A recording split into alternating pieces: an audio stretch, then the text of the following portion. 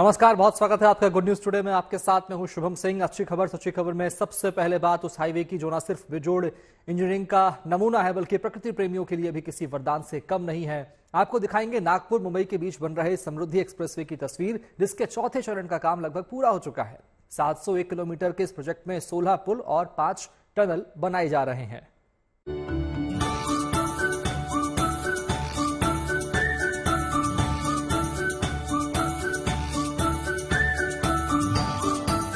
सोचिए, जब नजारा इतना मनमोहक है तो सफर कितना शानदार होगा। शायद इसीलिए नागपुर और मुंबई के बीच बन रहे इस हाईवे को नाम दिया गया है समृद्धि एक्सप्रेसवे, जिसके चौथे चरण का काम लगभग पूरा हो चुका है। कसारा घाट पर इस वक्त हम मौजूद है और यहाँ पर किस तरीके से बड़े बड़े ब्रिजेस बनाए गए हैं, कितने सारे टनल है, इसकी एक झलक देखिए कि ये जो पूरा समृद्धि महामार्ग का जो 4th फेज है कैसे पहाड़ी इलाकों से जा रहा है। कितनी बड़ी बड़ी खाई यहाँ पर मौजूद है और बड़े बड़े पहाड़ है जिसको काट कर अंदर से टनल बनाए गए हैं।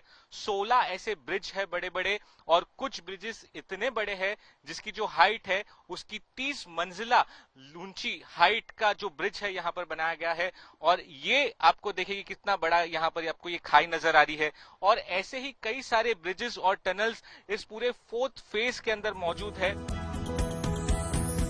इस रास्ते पर जब चलेंगे तो हसीन वादियों का दीदार भी होगा, अद्भुत इंजीनियरिंग की मिसाल भी आपको देखने को मिलेगी और साथ में ये शानदार नजारे आपके सफर को और भी सुहाना यादगार बना देंगे। पर्वत का सीना चीरकर बनाई गई ये सड़कें इंजीनियरिंग की अद्भुत मिसाल है। इसीलिए इसे राज्य का सबसे हाईटेक हाईवे बताया जा रहा है, जो अगस्त सितम्बर तक मुंबई से कनेक्ट हो जाएगा। चौथे और अंतिम फेज में इगतपुरी से ठाणे के बीच 76 किलोमीटर लंबे हाईवे का निर्माण अंतिम चरण में है। इस रास्ते में 16 ब्रिज और 5 टनल बनाए जाने हैं। इसमें से 15 ब्रिज और 5 टनल का निर्माण पूरा हो चुका है। ये जो पूरा 4th फेज है वो 76 किलोमीटर का होगा और जब इसका काम पूरा हो जाएगा तो समृद्धि महामार्ग नागपुर से मुंबई, मुंबई से नागपुर, इसका पूरा काम कंप्लीट हो जाएगा। ये जो कंस्ट्रक्शन था इसे एक इंजीनियरिंग मार्वल कहा जा रहा है। ये इसलिए कहा जा रहा है क्योंकि इसकी जो टेरेन है, इसकी यहाँ पर काफी ज्यादा कठिनाइयां थी। बड़े बड़े पहाड़ यहाँ पर मौजूद है, ऊंची ऊंची खाई मौजूद है और यहाँ से इस पूरे समृद्धि मार्ग को बनाया गया है। 701 किलोमीटर लंबे इस प्रोजेक्ट में 5 टनल हैं, जिनमें से एक टनल 8 किलोमीटर लंबी है और महाराष्ट्र की सबसे लंबी टनल है, जिसमें हर 120 मीटर के बाद एक इमरजेंसी एग्जिट दिया गया है, जिससे आसपास मौजूद गांवों तक भी पहुंचा जा सकता है। महामार्ग का चौथा और अंतिम फेज बस अब से कुछ ही महीनों में बनकर तैयार होगा। इसका थोड़ा बहुत काम बाकी है और ऑफिशियल्स हमें बता रहे हैं कि सितंबर तक इसका पूरा काम हो जाएगा और आम कम्युनिटीज के लिए ये पूरा जो 4th फेज है वो सितंबर तक बनके तैयार हो जाएगा। 4th फेज सबसे इम्पोर्टेंट है समृद्धि महामार्ग का। आपको बता दें, मुंबई से लेके नागपुर का ये पूरा जो समृद्धि महामार्ग है वो 3 फेजेस में बनाया जा रहा है। चौथा फेज अभी तक शुरू नहीं हुआ है। इस पर जिस वक्त हम चल रहे हैं ये 4th फेज है और 4th फेज सबसे ज्यादा डिफिकल्ट है इंजीनियरिंग के हिसाब से। इसके अलावा कुल पुलों में से 2 ऐसे पुल भी हैं जिनकी ऊंचाई लगभग 30 और 22 मंजिला इमारत की बराबर है। अभी जिस ब्रिज का काम चल रहा है वो करीब 82 मीटर यानी लगभग 22 मंजिला बिल्डिंग जितना ऊंचा है। मेरे ठीक पीछे जो आप ये टनल देख रहे हैं ये सबसे लंबा महाराष्ट्र का टनल होने वाला है। ये 8 किलोमीटर लंबा ये टनल है और बहुत ही जबरदस्त इस टनल को बनाया गया है।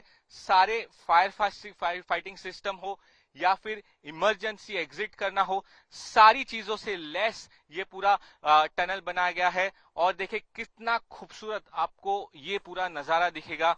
ये कसारा घाट है और इसके ठीक बीच से 4th फेज ये जो है समृद्धि महामार्ग का वो यहाँ से जाने वाला है।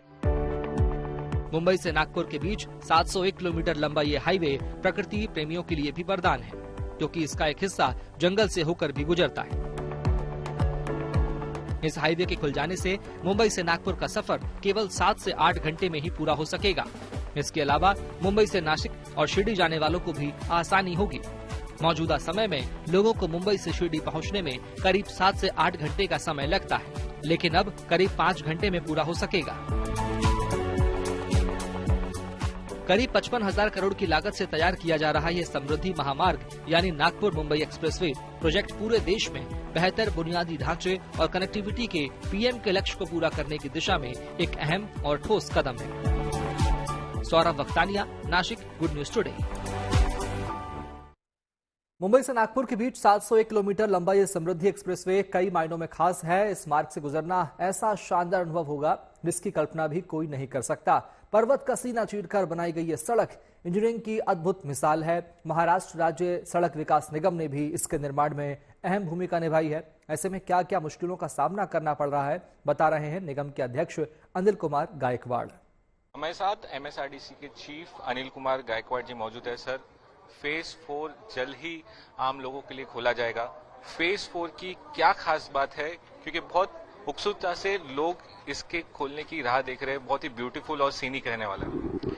हिंदू हृदय सम्राट बाळासाहेब ठाकरे महाराष्ट्र समृद्धि महामार्ग ये 701 किलोमीटर का महामार्ग है और 625 किलोमीटर का महामार्ग जो है ये ट्रैफिक के लिए ओपन किया गया है और आगे का 76 किलोमीटर का जो ये पैच है वो सितंबर 2024 तक पूरा होने की संभावना है।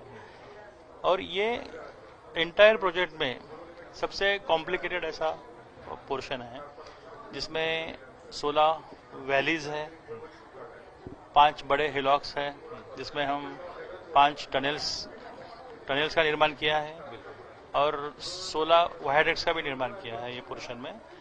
तो ज्योग्राफिकली ये बहुत कॉम्प्लिकेटेड स्ट्रेच है और 98% ये स्ट्रेच का काम अभी पूरा हुआ है और अभी फिनिशिंग काम शुरू है उसका। सर, महाराष्ट्र का सबसे ऊंचाई का जो पर्वत श्रृंखला है वो सह्याद्री है और उसके ठीक बीचों बीच से ये पूरा महामार्ग जा रहा है। कितना किलोमीटर लंबा ये फेज होगा और क्या कुछ खास हमको इस पूरे फेज में देखने को मिलेगा? 76 किलोमीटर का ये फेज रहेगा। इसमें इगतपुरी के नजदीक एक 7.8 किलोमीटर का टनल है और ये एक स्टेट का महाराष्ट्र का बड़ा टनल है और इंडिया का सबसे वाइड टनल है। 17.5 मीटर इसका विड्थ है और ये टनल की खासियत ऐसी है कि इसमें फायर फाइटिंग के लिए water mist system, high pressure water mist system का प्रोविजन किया गया है जो इंडिया में किसी भी टनल में नहीं है। फर्स्ट टाइम ये टनल में इसका प्रोविजन किया गया है। तो फायर पर पूरी तरह से ये सिस्टम की वजह से कंट्रोल होगा और फायर 60 मीटर से ज़्यादा स्प्रेड नहीं होगी और तुरंत ये स्प्रिंकलर जो है ड्यू टू मोर हीट जब आग लग जाएगी तो उसकी वजह से स्प्रिंकलर शुरू होंगे और इमीडिएटली वो फायर स्टॉप होगा। तो ये खासियत है इसकी, ये टनल की। आपने कुदरती खूबसूरती और बेजोड़ इंजीनियरिंग की मिसाल तो देख ली। अब खेलों की दुनिया का रुख कर लेते हैं और अब बात करते हैं पेरिस ओलंपिक की, जहां भारत को 6ठा मेडल मिला है। रेसलर अमन सहरावत ने वो कर दिखाया जो आज तक ओलंपिक के इतिहास में नहीं हुआ था। वो 57 किलोग्राम फ्री स्टाइल वर्ग में ब्रॉन्ज मेडल जीतने वाले भारत के सबसे कम उम्र के ओलंपिक बन गए हैं और कल खेले गए ब्रॉन्ज मेडल मुकाबले में प्यूर्टो रिको के रेसलर को 13-5 से हराया है। ब्रॉन्ज मेडल जीतने के बाद उनसे खास बातचीत की है, देखिए सुनिए। अमन, सबसे पहले तो मैं जानना चाहूंगा, आपके मैंने जो रूम है ना छत्रसाल स्टेडियम में, उसकी तस्वीरें देखी है। वहां एक मेडल की आपने एक कटआउट रखा हुआ है। अब कटआउट के अलावा असली मेडल आपके पास मौजूद है, कैसा लग रहा है? बहुत अच्छा लग रहा है जी। मतलब सुबह शाम उसको देखते थे, हाँ भाई वो यही लेना है, तो मतलब आज ये ले ही लिया आखिर में। आपको ये एहसास था या हमसे ही पता चला है कि आप यंगेस्ट मेडलिस्ट हैं भारत के लिए, भारत के इतिहास में? 21 साल के हैं आप? पता चला जी, मुझे तो क्या पता, आप लोगों को भी पता चला था। हमसे पता चला था कि 21 साल के हैं ये और उन्होंने मेडल सबसे बड़े कम उम्र के हैं जिन्होंने इंडिया के लिए मेडल लिया है। तो ये भी बहुत गर्व की बात है कि इतनी छोटी उम्र में इतनी बड़ी उपलब्धि मिल रही है और उसका सिर्फ मेहनत है अमन की। अच्छा, एक चीज और है, आपके वो कमरे के बारे में बात कर रहा था, उसमें बड़े बड़े चीजें लिखी हैं, if it was so easy everyone would do it, है ना? वो सब आपने चीजें डाली, तो कुछ के बारे में कुछ बताएं। ये मतलब मेहनत करना था, प्रेरित करे, हाँ भाई वो लख रखा कि इतना आसान होता है कोई कर लेता। आपके जो लक्ष्य है ना, जो मैं बात कर रहा था, कमरे में आपने चीजें लगाई हैं, उसमें गोल्ड मेडल लगाया हुआ है, ब्रॉन्ज मेडल तो हमें तो बड़ा गर्व हो रहा है, लेकिन LA गेम्स, ये तो आपकी पहली गेम्स थी, वो है आपका टारगेट? गोल्ड मेडल की अगले ओलंपिक्स में? हाँ, मतलब पहले तो पेरिस का लग रहा था, अगले और भी उसके 2028 का लगाएंगे, तो फिर अब की बार तो चलो ओलंपिक में तो मेडल मिल गया, पर अगली बार गोल्ड के लिए लड़ेंगे। बहुत बहुत शुक्रिया, आपने हमारे साथ समय लगाया और हमें बिल्कुल गर्व महसूस कराया इस मेडल के साथ। All the very best for LA games. आपको भी कोच साहब, thank you very much. Thank you आपका। All the very best, thank you. Aman Sehrawat के ब्रॉन्ज मेडल जीतने के बाद पीएम मोदी ने उन्हें बधाई दी है, शुभकामनाएं दी है। पीएम मोदी ने अमन से फोन पर बातचीत की और शुभकामनाएं दी। आप भी सुनिए बातचीत के अंश। अमन नमस्ते। नमस्ते सर जी। अमन, आपको बहुत बहुत बधाई और आपके उज्जवल भविष्य के लिए भी अनेक अनेक शुभकामनाएं। धन्यवाद सर जी, बहुत खुशी हुई जी। आपने अपने नाम के अनुसार सारे देश का मन भर दिया है। हाँ जी, मुझे देशवासियों का आशीर्वाद था जी, और आपकी मेहनत थी जी, जो इतने एक सुविधा दी जी, टॉप्स ने और साई ने जी, आपने भी जो सबकी मेहनत था जी। बहुत कम खिलाड़ी ऐसे होते हैं जिनके लिए छत्रसाल स्टेडियम में जो अपना घर बना ले, और आपने तो उसको ही अपना घर बना करके पूरा अपने आप को खपा दिया। हाँ जी, मतलब घर में भी नहीं रहे जी इतने साल, तो उस खाड़ी में आई तो वही घर समझ लिया जी हमने तो। वही तो। हाँ जी। और देखिए अमन, मैं मानता हूं देशवासियों के लिए आपका जीवन बहुत ही प्रेरक है। एक तो आप सबसे छोटी आयु के हमारे एथलीट हैं जो इस प्रकार से मेडल लेकर के आ रहे हैं। आप सबसे छोटी आयु के हैं और इसके लिए आपके लिए तो इतना जीवन, इतना लंबा समय आपके पास है। मैं मानता हूं आप देश को खुशियों से भर देंगे। भारतीय हॉकी टीम पेरिस ओलंपिक का किला फतह करके स्वदेश लौट आई है। दिल्ली एयरपोर्ट पर आज सुबह टीम इंडिया का जोरदार स्वागत हुआ। इस दौरान खूब ढोल नगाड़े बजे और टीम इंडिया के खिलाड़ी भी खुलकर अपनी खुशी का इजहार करते नजर आए। हॉकी टीम के कप्तान हरमनप्रीत सिंह ने वापसी के बाद पेरिस के टीम के प्रदर्शन पर खुशी जाहिर की है। इस मौके पर सभी का आभार जताया। देखिए रिपोर्ट।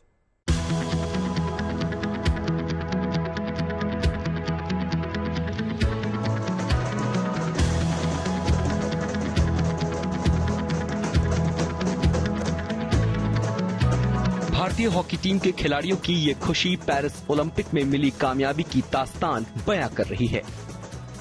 दिल्ली के इंदिरा गांधी हवाई अंतर्राष्ट्रीय हवाई अड्डे के बाहर थिरकते हुए सुखजीत और मनदीप सिंह ने स्वदेश की धरती पर कदम रखने के बाद कुछ इस अंदाज में अपनी खुशी का इजहार किया।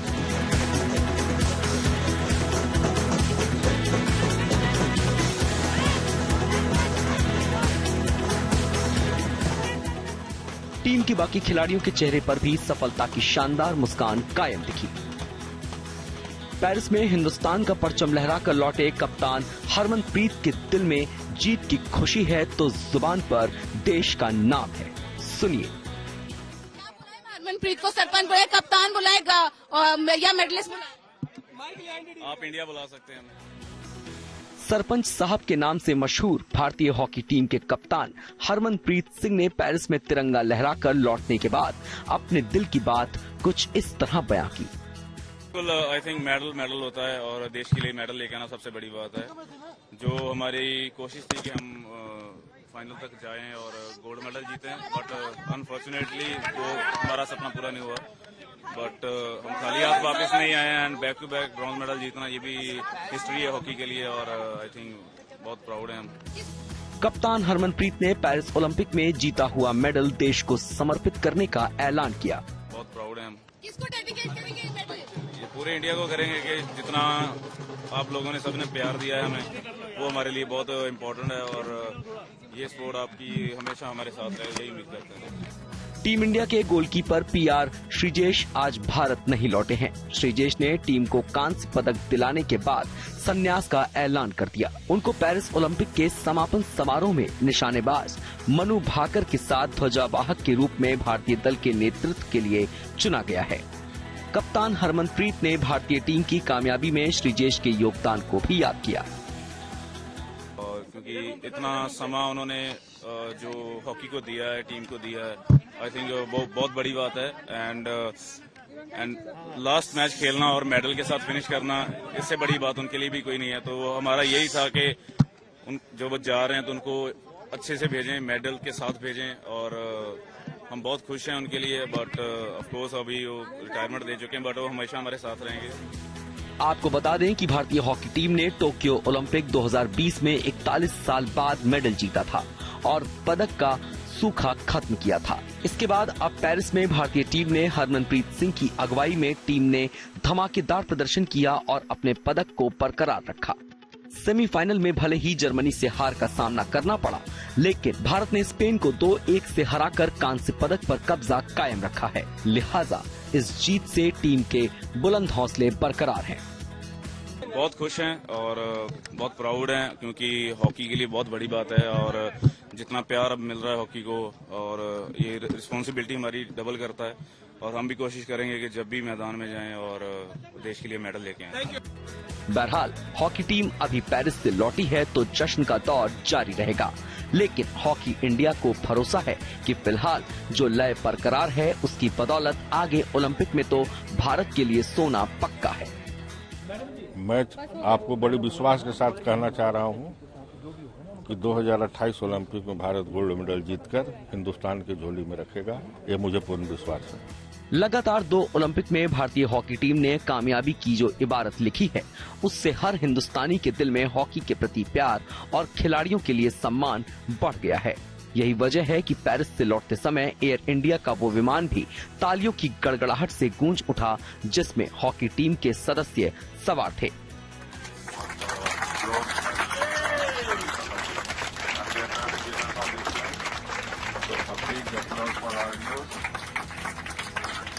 विमान के क्रू मेंबर्स और मुसाफिरों ने खड़े होकर खिलाड़ियों को अनूठा सम्मान दिया, जिससे वो अभिभूत दिखे। दिल्ली से शाजिया अब्बास के साथ bureau report, good news today.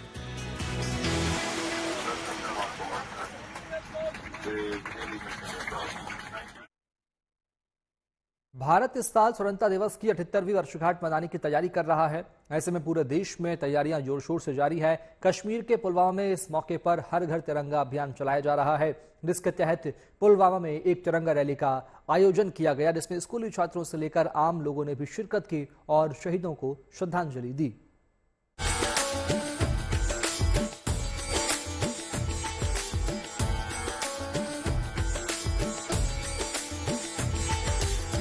देश की शान तिरंगा, मेरी पहचान तिरंगा, विजय विश्व तिरंगा प्यारा, झंडा ऊंचा रहे हमारा। भारत माता की जय का उद्घोष हर ओर है, क्योंकि देश की आन बान शान तिरंगा है। कुछ इस अंदाज में देश स्वतंत्रता दिवस के स्वागत की तैयारी कर रहा है। जम्मू कश्मीर में सेना और प्रशासन की तरफ से तिरंगा यात्राओं का आयोजन हो रहा है। कुपवाड़ा में रिकॉर्ड तोड़ पार्टिसिपेशन के बाद आज दक्षिणी कश्मीर के पुलवामा जिले में प्रशासन ने तिरंगा यात्रा का आयोजन किया, जिसमें सरकारी और प्राइवेट स्कूलों के छात्र शामिल हुए। 15 अगस्त तक कश्मीर के अलग अलग हिस्सों में इसी तरह तिरंगा यात्राओं का आयोजन होगा। हाथों में तिरंगा झंडा, दिल में देशभक्ति का संदेश और जुबान पर देश की मोहब्बत के तराने। ये काफिला जब पुलवामा की सड़कों पर निकला तो मानो ऐसा लगा कि पूरा समा ही तिरंगे के रंग में रंग गया हो। तस्वीरें कश्मीर के पुलवामा की हैं, जहां स्कूली छात्रों से लेकर स्थानीय लोगों ने पूरे उत्साह और जोश के साथ हर घर तिरंगा अभियान में शिरकत की। इस रैली के दौरान पुलवामा की सड़कों पर हर तरफ तिरंगा लहराता दिखाई दिया। खास तौर से स्कूली छात्रों ने इस कार्यक्रम में बढ़ चढ़कर हिस्सा लिया। इतनी सारी कुर्बानियां दी हमारे हिंदुस्तान भाई बहनों ने, हर किसी ने। हमें गर्व है कि हम इसी देश के वासी हैं। बहुत गर्व है सर। यहाँ तक रैली जो जाएगी उससे हम लोगों को याद दिलाएंगे कि हम उस दौर में क्या क्या हुआ था, कितनी ज्यादती हुई थी हमारे हिंदुस्तान के साथ। सर ये बहुत सी अच्छी बात है और हमारे लिए फख्र भी है कि हम अपना जो नेशनल फ्लैग है, नेशनल तिरंगा है, वो हम यहाँ पर लेके आए हैं। पुलवामा शहीदों की याद में निकाली गई इस भव्य तिरंगा यात्रा में कश्मीर पुलिस के जवान और आला अधिकारी भी शामिल हुए। पुलवामा शहीदों को याद किया, उन्हें श्रद्धांजलि दी और आजादी के महाजश्न की महातैयारियों का एक नमूना पेश किया। ये आयोजन हर घर तिरंगा अभियान का एक अहम हिस्सा था, जिसका मकसद लोगों के बीच राष्ट्रीय एकता और गर्व को बढ़ावा देना है, शहीदों को याद करना है और उनकी कुर्बानियों को याद करना है। जाहिर है, कश्मीर से लेकर कन्याकुमारी तक पूरा देश स्वतंत्रता दिवस की तैयारियों में लगा है। ऐसे में देश की आजादी के उत्सव को मनाने का इससे भव्य नजारा और क्या हो सकता है। अशरफ बानी, पुलवामा, गुड न्यूज टुडे। मेरा कश्मीर बदल रहा है। कश्मीर की सीरत और सूरत अब दोनों तब्दील हो चुकी है। खबर बारामूला से है, जहां एक साथ 10 बेटियों ने कश्मीरी फोक संगीत पर लोक नृत्य करके एक नया रिकॉर्ड बना दिया है। आप भी देखिए।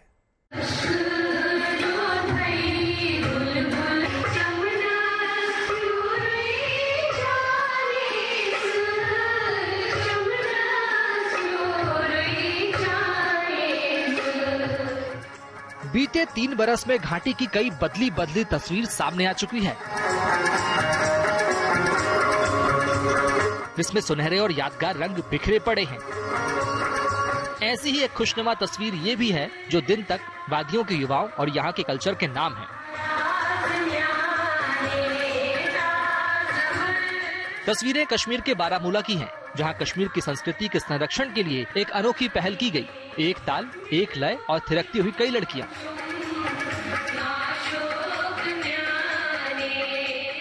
लोक संगीत की धुन और लोक नृत्य की भी यह महफिल बारामूला में कश्मीरी संस्कृति का एक नमूना है। कशूर रिवाज नाम की इस कल्चरल फेस्टिवल में एक साथ 10,000 बेटियों ने इस डांस को पेश किया और एक नया रिकॉर्ड दर्ज करा दिया। आज हम डिग्री कॉलेज यहाँ पे अपना फोक डांस करने आए हैं। यहाँ पे बहुत सारे बच्चों ने पार्टिसिपेट किया। यहाँ पे 11,000 गर्ल्स ने पार्टिसिपेट किया था और वे इंजॉयड। हमें बहुत मज़ा आया और ऐसे प्रोग्राम्स और होने चाहिए इधर पे। जो आज यहाँ पे फंक्शन हुआ, मैं बहुत ज़्यादा खुश हूँ इसको लेके और मैं अपनी खुशी का इजहार भी नहीं कर सकती मैं कितनी ज़्यादा खुश हूँ यहाँ पे आके। और स्पेशल थैंक्स मेरे स्कूल को जाता है, बारामूला पब्लिक स्कूल को, जिन्होंने हमें यहाँ पे लाया और पार्टिसिपेट करने का मौका दिया और जिस वजह से हम अपने कल्चर को वापस प्रमोट कर सकते हैं। हम यहाँ पे आए, हम इस उम्मीद से आए थे कि हम यहाँ पे वर्ल्ड रिकॉर्ड बनाएंगे, जो कि हमने क्रिएट किया। अराउंड 11,000 गर्ल्स यहाँ पे इसमें पार्टिसिपेट किया था अपने कल्चर को प्रेजेंट करने के लिए, ताकि जो आने वाली जनरेशन उन्हें याद रहे कश्मीर में वर्ल्ड रिकॉर्ड बना था, क्योंकि 11,000 गर्ल्स ने एक साथ सेम रुफ किया था। कश्मीर पिछले कुछ सालों में तब्दील हो चुका है। कश्मीर का माहौल और उसकी फिजा में अब अमन है, सुकून है और आगे बढ़ने की ख्वाहिश है। और अगर ये मुमकिन हो सका है तो इसमें भारतीय सेना का सबसे बड़ा योगदान है। भारतीय सेना कश्मीर के अलग अलग हिस्सों में इस तरह के फेस्टिवल आयोजित कराती रहती है, जिससे दहशत की आग में झुलस चुके कश्मीरियों को न सिर्फ अपनी जिंदगी संवारने का नया रास्ता मिल सके, बल्कि कश्मीर की संस्कृति और सभ्यता को भी नई पहचान मिल सके। Bureau report, good news today.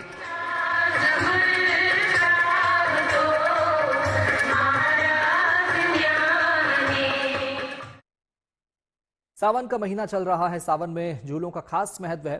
Kishan Kanhaiya से लेकर रामलला तक सभी सावन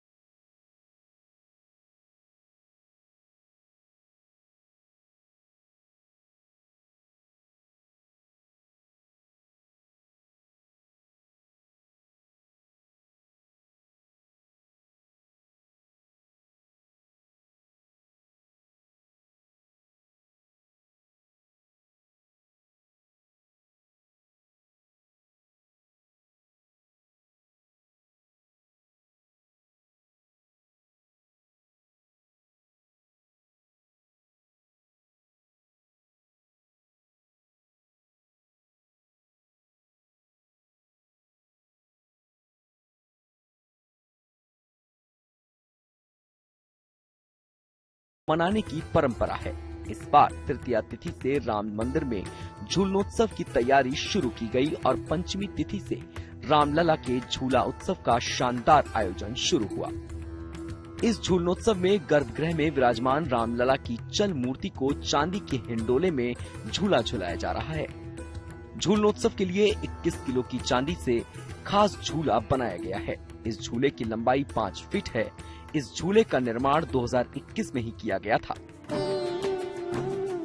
हालांकि इस झूलनोत्सव के दौरान आम श्रद्धालुओं को 20 फीट की दूरी से रामलला के दर्शन की अनुमति है, लेकिन कुछ खास भक्तों को स्वयं अपने हाथों से रामलला को झूला झुलाने का भी अवसर मिला है। मंदिर परिसर में उस मणि पर्वत पर भी झूलनोत्सव चल रहा है, जहां माता सीता ने झूला झूला था। रंग बिरंगी पोशाकों में सजे धजे भगवान के अलग अलग विग्रहों को मणि पर्वत पर झूले झुलाए जा रहे हैं। ये झूलनोत्सव श्रावण शुक्ल पक्ष की पूर्णिमा यानी रक्षाबंधन तक चलता रहेगा।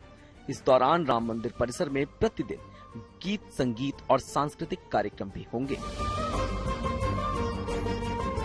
मंदिर परिसर में इस अवसर पर श्रद्धालुओं को विशेष महाप्रसाद का वितरण भी किया जा रहा है।